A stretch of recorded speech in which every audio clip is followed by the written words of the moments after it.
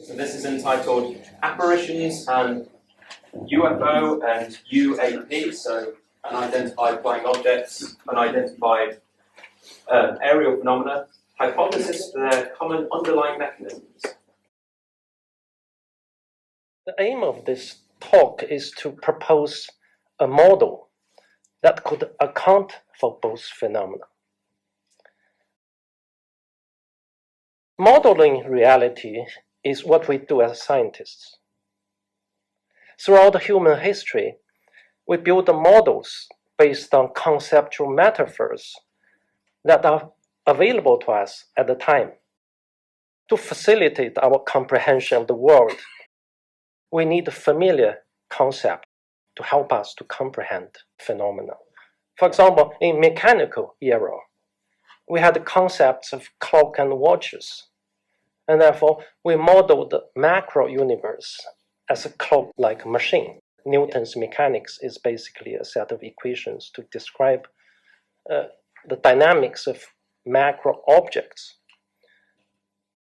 When society and industry was electrified, we had a new concept, that is electricity.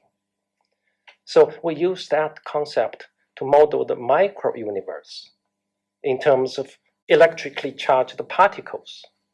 So that forms the basis for the atomic and standard model of particle physics.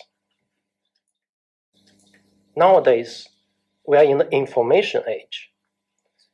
We have new metaphors, such as computers, information processing, virtual reality, simulation. Those concepts give us new conceptual metaphors to build the new models.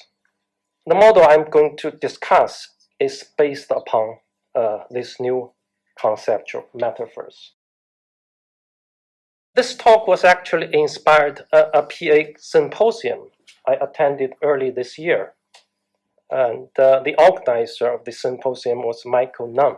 He successfully put together a panel of excellent speakers who shared some valuable insights on this subject matter at the time. One of the insights that I resonated strongly was that the growing interest in and acceptance UAP in mainstream and authorities should lead to an interest and acceptance of psi phenomena, because those phenomena are actually very closely linked. They share a lot of common features. So we should actually to look them together. However, it's clear to me that UAP are only accepted reluctantly at the moment by the authorities. The mainstream scientific community is still not comfortable with the idea of their existence, because they don't make sense. If they don't make sense, they tend to treat them as nonsense. So if we make sense of UAP, the phenomena will not only be willingly accepted, but they will even also be embraced. Therefore, it's worth making efforts to make sense of UAP. By making sense of UAP, at the same time, we can make sense of psi, particularly apparition. I'll first discuss phenomenological overlap between UAP and apparitions. I will then propose a mechanism to account for this phenomena. And finally, I'll discuss the testability of the proposed hypothesis. In recent years, there has been growing interest and acceptance of unidentified flying objects, UFOs, or unidentified aerial phenomena, UAP, by governments and mainstream media. UFOs exist, and everyone must get used to that fact. Headlined the prestigious US daily newspaper Washington Post in May 2019. Some of these uncharacterized UAP appear to have demonstrated unusual flight characteristics of performance capabilities and require further analysis, stated the Pentagon 2022 annual report on unidentified aerial phenomena.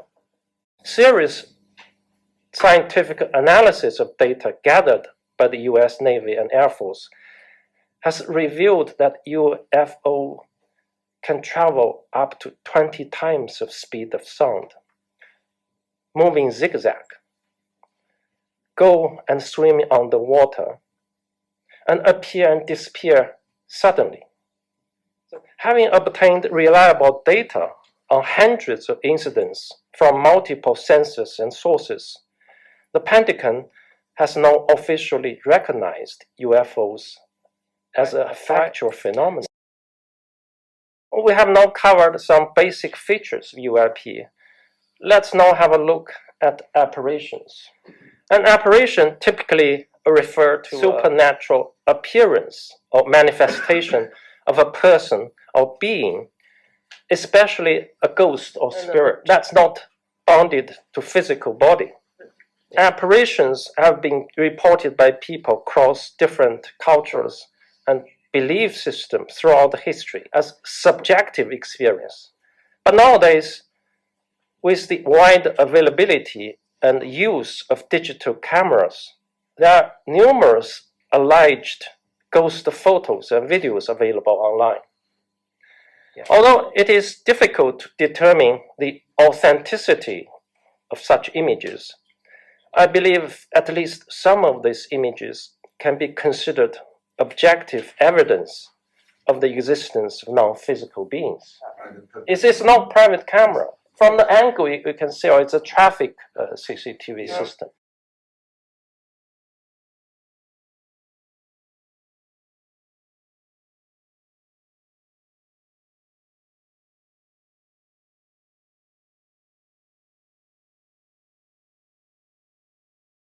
There appear to be considerable phenomenological overlaps between UAP and apparitions.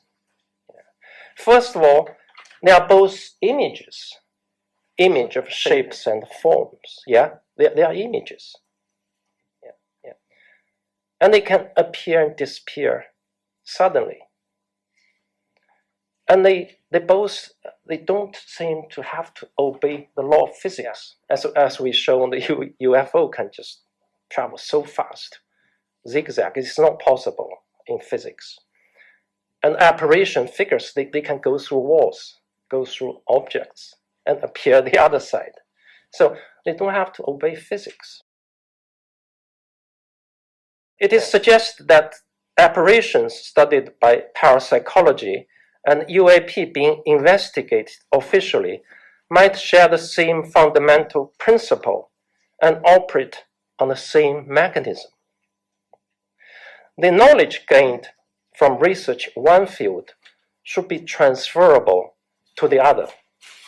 I.e., if we can explain one, we should be able to explain the other. From a historical perspective, one of the earliest scholars who took UFO studies seriously was Carl Jung.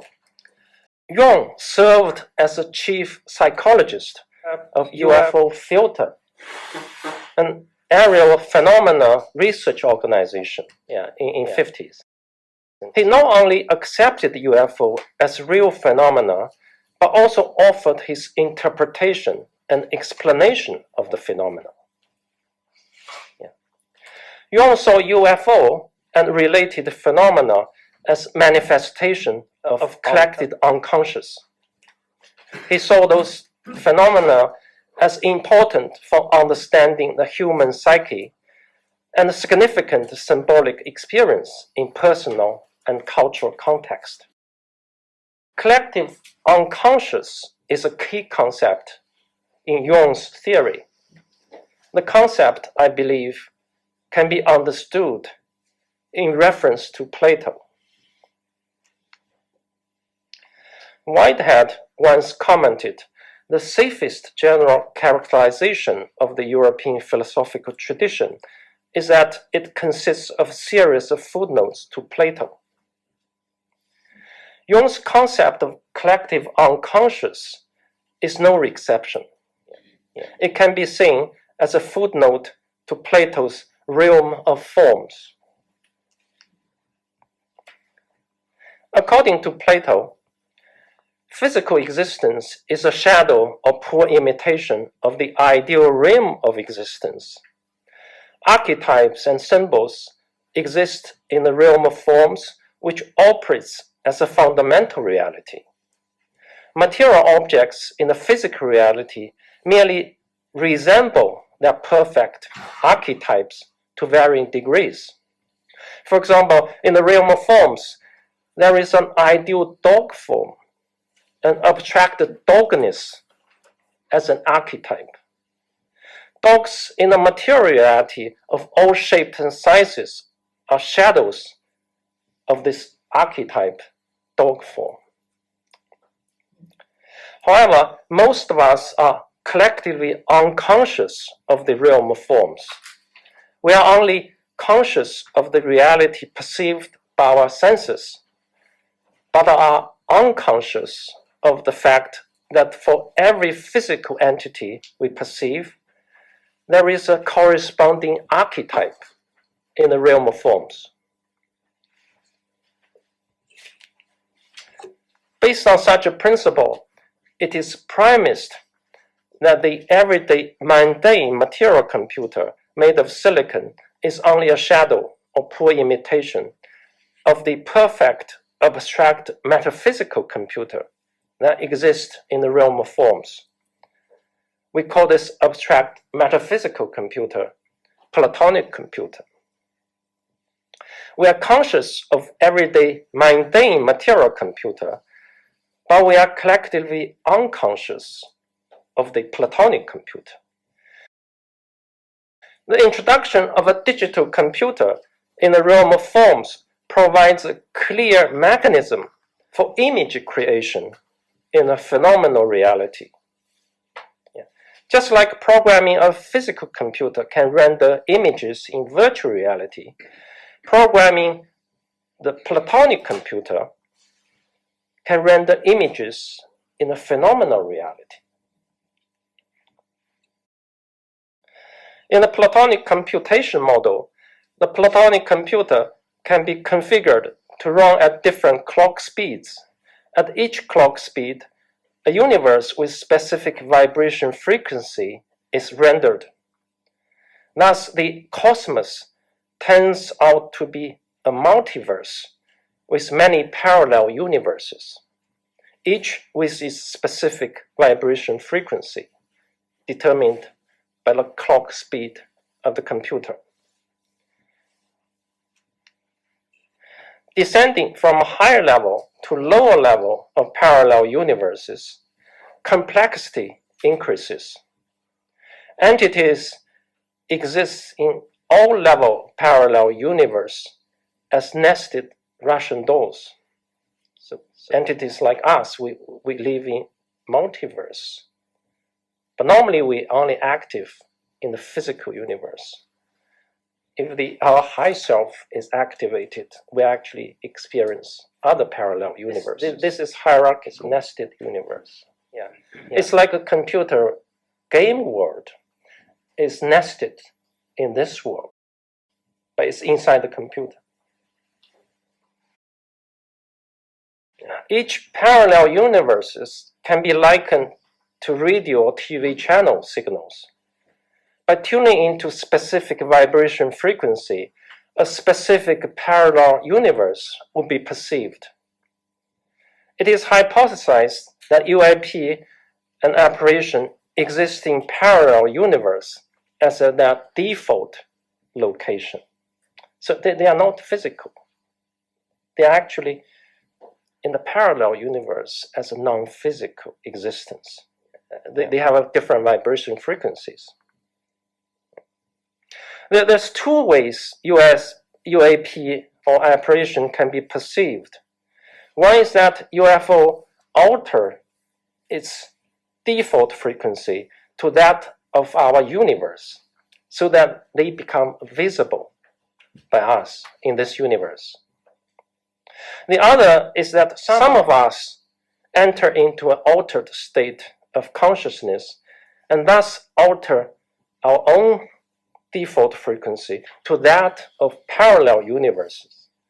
So the UAP and apparitions become visible to those people. So there's two ways we can experience UAP and the apparitions. This hypothesis thus explains how UAP apparitions come into existence as image and how they can suddenly appear and disappear without obeying the law of physics. Yeah. So basically, either we alter the frequency or they alter the frequency. If the frequency is altered back, they disappear. It's like we lost a radio station. So let's have a look at the testability. In the scientific method, a hypothesis needs to be testable. Yeah. Testability is crucial because it allows scientists to design experiments or make observations to either support or refute certain hypotheses. The question is the Platonic computation model testable? It is true that we cannot access the Platonic computer by our normal senses. However, we have access to its shadow, the physical computer. By manipulating the physical computer to generate virtual reality, we can simulate how the Platonic computer generates phenomenal reality. Needless to say, the shadow isn't a real thing. We can simulate a hurricane on the computer screen, but we won't get wet or blown away. The hurricane on the computer screen is only a poor imitation of the physical hurricane in space. Nevertheless, a physical computer can simulate the dynamic changes of the weather so that the weather forecast can be made with a reasonable level of accuracy. Indeed, computer simulation is now accepted as type of experiment in science, although it differs from traditional physical experiments in some way. While traditional experiments involve manipulation of real objects and observing their reactions in controlled environment, computer simulation involves creating virtual environment and observing the digital entity within that environment. Computer simulations are extensively used for studying complex systems that are difficult or impossible to replicate in laboratory. For example, we cannot create Big Bang or traveling planets in the lab, but we can still study them by computer simulation. Computer simulation are also recognized as a powerful tool that allow for level of control and repeatability, and that might be challenging or costly to achieve in the real world. Back to what we are doing. Controlling and repeatability have always been presented as a major challenge in research parapsychology, including apparitions and UAP now. Thus, computer simulation should be adopted as an experiment tool for us to gain insights into the mechanism of those phenomena. Just follow the precedents set by mainstream science. They are already using computer simulation as an experiment. Why can't we use that too? In summary, there appear to be considerable phenomenological overlap between UAP and apparition. It is suggested that the apparition studied by parapsychology and UAP being investigated officially might share the same fundamental principle and operate by the same mechanism. It is hypothesis that both UAP and apparition can be modeled as the processing output of the Platonic computer. The hypothesis can be tested by computer simulation using a physical computer. Thank you for your attention. I look forward to further discussion and collaboration.